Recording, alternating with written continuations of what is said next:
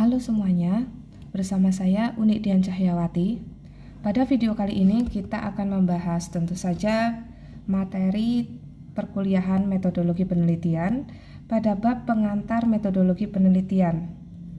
Materi kali ini penting bagi kita, terutama bagi yang baru pertama kali ingin menulis artikel ilmiah atau ingin menulis tugas akhir. Nah, tentu saja metodologi penelitian ini adalah metodologi penelitian dalam bidang seni. Setelah mempelajari video kali ini, diharapkan kita akan lebih menguasai tahap-tahap dalam metodologi penelitian secara lebih mendalam. Oleh karena itu, mari kita simak video ini. Sebelum memulai materi lebih lanjut, kita akan melihat apa saja yang akan dipelajari pada pertemuan kali ini. Yang pertama yaitu mengapa kita harus meneliti. Yang kedua, penelitian apa saja yang tergolong dalam penelitian dalam bidang seni. Kemudian yang ketiga adalah bagaimana cara untuk melakukan penelitian yang berkaitan dengan seni.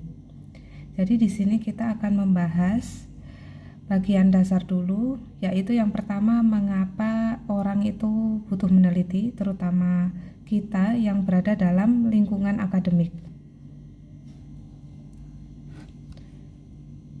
Bisa kita lanjutkan di sini. Di sini kita melihat ada orang yang sedang mengamati gambar, kemudian ada juga tulisan, kemudian diagram. Nah, di sini hanya ilustrasi. Jadi setiap manusia itu mengalami tahap perkembangan berpikir. Kalau kita mengamati, kita selalu berpikir kritis secara sadar maupun tidak sadar sejak kecil. Terutama orang dari zaman dahulu, itu mereka menemukan suatu hal yang sekarang kita terapkan atau sekarang kita warisi. Itu adalah dari awalnya mereka selalu penasaran dan mereka mengalami tahapan perkembangan dalam berpikir. Nah, tahapan perkembangan berpikir nanti ketika sudah sampai pada taraf berpikir ilmiah, itulah yang kita gunakan sebagai landasan kita dalam melakukan penelitian dan membuat karya tulis ilmiah. Jadi di sini saya kutip dari Kuncoro Ningrat. Ciri dalam taraf berpikir ilmiah itu melalui penelitian dan harus adanya objek studi yang jelas, serta dengan menggunakan sistem-sistem dan metode-metode tertentu. Jadi di sini taraf berpikirnya sudah bukan merupakan taraf berpikir yang sederhana, tetapi sudah melalui tahapan-tahapan sebelumnya, sehingga sekarang itu harus mencakup suatu proses yang nantinya disebut sebagai ilmiah. Contohnya tadi harus adanya objek yang diteliti, kemudian harus menggunakan metode-metode tertentu yang tentu saja diakui sebagai salah satu dari metode penelitian. Nah, di sini sebelum kita memulai lebih lanjut, kita akan bahas sedikit tentang konsep dasar, yaitu mengapa manusia selalu berpikir dan mempunyai naluri untuk meneliti. Jadi sejak kita kecil itu pasti ada suatu rasa penasaran, yang artinya itu ada sifat kritis yang sudah muncul dalam diri kita. Nah, karena kita berada dalam lingkungan akademik, maka rasa penasaran itu kita tuangkan dalam metode-metode yang ilmiah, kemudian kita ekspresikan itu atau kita tuangkan dalam bentuk tulisan sehingga tercipta sebuah karya tulis ilmiah. Dari sini saudara semua pasti sudah memiliki rasa penasaran sejak pertama kali kuliah pada semester 1. Mungkin bagaimana lebih lanjut tentang studi Anda, tentang bidang yang sekarang sedang Anda jalani, atau mungkin kritik dari studi yang sedang Anda pelajari saat ini. Nah, rasa penasaran-penasaran tersebut itu nanti yang akan mendasari saudara sekalian untuk meneliti. Seperti orang zaman dahulu, ketika muncul rasa penasaran, maka mereka akan ingin meneliti. Mungkin tidak seperti sekarang yang menggunakan metode-metode tertentu, tetapi zaman dahulu itu meneliti melalui berbagai macam proses yang beragam, sehingga orang zaman dahulu bisa menemukan komposisi obat yang tepat misalnya, atau komposisi dari bahan makanan yang membuat suatu daerah itu memiliki cita rasa khas tertentu. Itu juga salah satu contohnya. Jadi meskipun itu tidak seperti metode ilmiah yang sekarang kita pelajari, tetapi tidak dipungkiri juga bahwa penemuan-penemuan orang zaman dahulu itu juga merupakan dari proses mereka itu berpikir dan meneliti, dan tentunya melalui proses meneliti yang mereka pahami dan mereka jalankan saat itu. Nah, jadi setelah kita tahu bahwa tadi orang zaman dahulu maupun orang zaman sekarang itu mereka sama-sama memiliki rasa penasaran ya, dan tentu saja mereka memiliki usaha untuk menjawab pertanyaan rasa penasaran mereka atau cara untuk mencari kebenaran. Di sini yang pertama ada tahap atau taraf kebetulan. Jadi orang zaman dahulu itu sebelum memiliki proses yang rumit ya untuk mencari kebenaran, itu melalui taraf kebetulan. Misalnya ketika orang zaman dahulu di suatu desa itu mengalami demam dan tidak sengaja karena tidak ada makanan yang lain, maka memakan buah-buahan tertentu yang ternyata mengandung vitamin C. Memang buah-buahan itu tidak langsung memberikan kesembuhan, tetapi kemudian memberikan rasa nyaman bagi tubuh mereka yang secara tidak langsung itu juga mendorong kesembuhan yang lama-lama membuat orang tersebut menjadi sembuh. Nah, dari situ orang itu kemudian berpikir bahwa oh, buah ini ternyata baik dikonsumsi ketika sedang sakit. Nah, itu terjadi dengan taraf kebetulan. Jadi penemuan orang ketika mengetahui bahwa suatu buah memiliki khasiat pada saat mereka sedang demam itu melewati taraf kebetulan, bukan kemudian dengan penelitian di laboratorium, tetapi ini melalui proses yang sangat sederhana. Nah, di sini tidak semua kebenaran atau fakta yang mereka dapat melalui taraf kebetulan itu selalu benar. Kenapa? Karena tidak bisa dibuktikan ya. Jadi ini hanya kebetulan saja. Kadang berkhasiat buah tersebut berkhasiat pada satu orang, tetapi kadangkala tidak berkhasiat pada orang lain, seperti itu. Kemudian yang kedua yaitu taraf trial and error, yaitu taraf mencoba dan taraf untuk salah ya. Jadi di sini sering mencoba dan sering salah juga. Dari mencoba dan mengalami kesalahan itu, maka orang akan lama-lama menemukan mana hal yang tepat. Jadi melalui proses percobaan berkali-kali, lama-lama itu nanti tidak salah lagi dan mereka akan menemukan sebuah kebenaran. Taraf trial and error ini juga masih termasuk sebagai metode yang sederhana ya, karena tidak bisa dibuktikan secara ilmiah. Jadi kita hanya mencoba, terus mencoba, tetapi metodenya itu belum tentu sama bagi setiap orang, kemudian belum tentu juga bisa dibuktikan kembali. Oleh karena itu, ini juga bukan merupakan metode ilmiah. Yang ketiga itu taraf otoritas dan tradisi. Jadi di sini kita menemukan fakta atau kebenaran itu berdasarkan apa yang diucapkan atau apa yang tertulis yang dibuat oleh orang yang memiliki otoritas. Misalnya saja raja, orang zaman dahulu itu mencari kebenaran misal dari titah raja atau dari tradisi yang sudah turun-temurun. Kemudian di sini ada taraf spekulasi. Taraf spekulasi itu juga belum merupakan proses metode penelitian yang ilmiah ya. Jadi di sini kita hanya berspekulasi atau beranggapan sesuai dengan pemikiran kita sendiri. Jadi kita tidak melalui proses meneliti, seperti mengobservasi atau mewawancarai.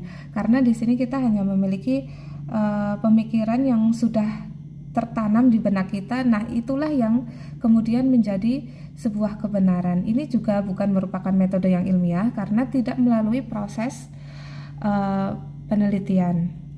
Kemudian ada taraf berpikir kritis. Di sini sudah mendekati pada proses yang ilmiah ya, karena apa yang kita ketahui, apa yang ada di dalam benak kita mungkin, atau yang ada di dalam sesuatu yang sudah kita ulang sehari-hari, kita mencari cara untuk mendekonstruksinya. Jadi kita di sini berpikir kritis, kemudian kita mendekonstruksi mengapa hal itu saya pahami seperti ini, mengapa hal itu terus saya lakukan berulang-ulang. Nah, di sini sudah termasuk dalam taraf berpikir kritis, namun belum termasuk dalam metode yang ilmiah.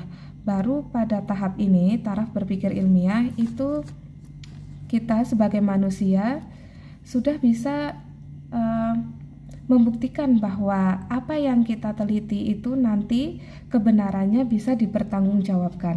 Nah, taraf berpikir ilmiah ini penting karena hasil yang kita teliti itu nantinya bisa dipertanggungjawabkan ya, terutama apabila hasil itu berpengaruh bagi banyak orang. Jadi kalau kita misalnya mencari suatu kebijakan, tetapi kita hanya menggunakan spekulasi, nah itu tentu nantinya akan merugikan banyak orang. Jadi di sini harus melalui tahap taraf yang keenam, yaitu taraf berpikir ilmiah. Nah, setelah kita bisa melewati taraf berpikir ilmiah ya, sekarang kita anggap bahwa kita semua itu akan melakukan suatu proses pemikiran dan penelitian yang menggunakan metode ilmiah. Tentu saja di sini kita sebagai mahasiswa program studi fotografi yang akan kita teliti itu dalam bidang seni, khususnya dalam bidang seni fotografi. Nah, jadi di sini kita mungkin nanti penelitiannya itu akan berbeda dengan penelitian-penelitian lain yang tidak berkaitan dengan seni, terutama dengan penelitian di bidang eksak itu mungkin kita akan sangat berbeda. Jadi kita di sini harus bisa melihat karya seni sebagai sesuatu yang melampaui rasionalitas dan sebagai hasil konkretisasi yang bersifat filosofis sekaligus abstrak. Nah, kenapa melampaui rasionalitas? Itu karena karya seni itu sendiri merupakan sebuah konkretisasi dari hasil pemikiran kita ya. Jadi di sini kita itu tidak bisa menggambarkan seni itu kemudian menuangkannya itu dalam angka-angka saja, itu tidak bisa. Bukan berarti di sini penelitian seni itu lebih baik dari penelitian eksak yang menggunakan kuantitatif, itu tidak seperti itu. Tetapi kita mencoba melihat objek seni itu sebagai hal yang filosofis ya, sekaligus abstrak yang mungkin nanti bisa menjadi suatu tantangan tersendiri bagi kita. Nah, coba kita bayangkan misalnya ada seorang fotografer yang ingin mengabadikan foto jalanan di pedesaan.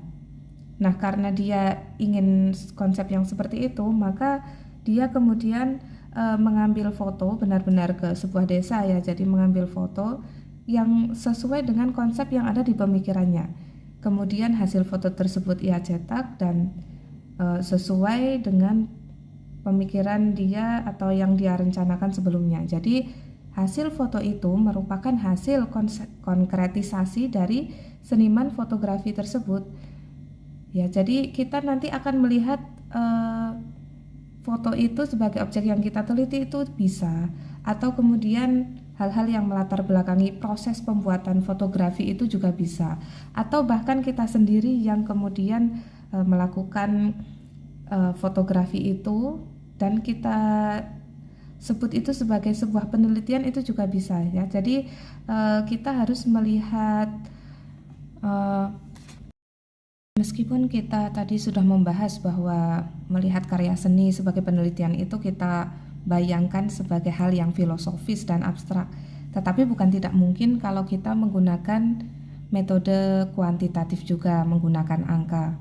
Jadi ini bisa misalnya kita terapkan pada penelitian tindakan kelas yang menggunakan seni misalnya, atau kemudian kita membutuhkan responden. Ini bisa saja kita lakukan ya kalau misalnya dalam dunia pendidikan itu juga bisa. Jadi sebenarnya penelitian dalam seni itu tidak hanya terbatas pada deskripsi saja, tetapi memang karena kebanyakan kita itu melihat bahwa objek seni itu kita bisa lebih mengeksplor apa yang ada di dalam seni tersebut itu biasanya memang menggunakan deskripsi. Lalu kemudian bagaimana kita melakukan penelitian, terutama penelitian seni, setelah tadi kita sudah bisa membayangkan apa yang membuat kita penasaran dalam bidang seni, terutama seni fotografi ini. Yang pertama yang harus Anda sekalian kuasai yaitu adalah panduan penulisan berbahasa Indonesia. Itu jika Anda ingin menulis dalam bahasa Indonesia, atau tentu saja sistematika bahasa Inggris jika Anda ingin menulis jurnal atau artikel secara internasional. Hal ini sudah menjadi suatu kewajiban yang dasar karena penulisan itu merupakan hal yang krusial, hal yang sangat penting. Jadi di sini sebisa mungkin nanti Anda sekalian itu tidak perlu memikirkan bagaimana ini cara menulisnya ya. Jadi itu sudah langsung tertanam dalam pikiran Anda sekalian gitu. Jadi sebelumnya memang harus menguasai sistem penulisan ini terlebih dahulu. Hal itu untuk memudahkan karena nanti proses penelitian itu tentu saja akan menjadi hal yang rumit sehingga kita tidak perlu terkendala dengan keterbatasan ketika menggunakan sistematika bahasa Indonesia yang benar. Kemudian yang kedua itu kita harus memahami aturan penulisan dari lembaga yang sedang kita ikuti. Misalnya ketika kita sedang menulis skripsi atau tugas akhir, tentu saja panduannya itu akan berbeda dengan ketika kita menulis jurnal. Ya, jadi ada misalnya metode yang digunakan itu harus apa, itu juga bisa berbeda. Jadi kita harus memperhatikan ya tulisan apa yang akan kita buat. Kemudian yang ketiga, kita harus memahami metode penulisan karya ilmiah. Jadi tahapan-tahapan yang ada dalam metode penulisan karya ilmiah itu kita harus pahami sehingga tidak ada tahapan yang terlewati dan nanti hasilnya bisa kita pertanggungjawabkan.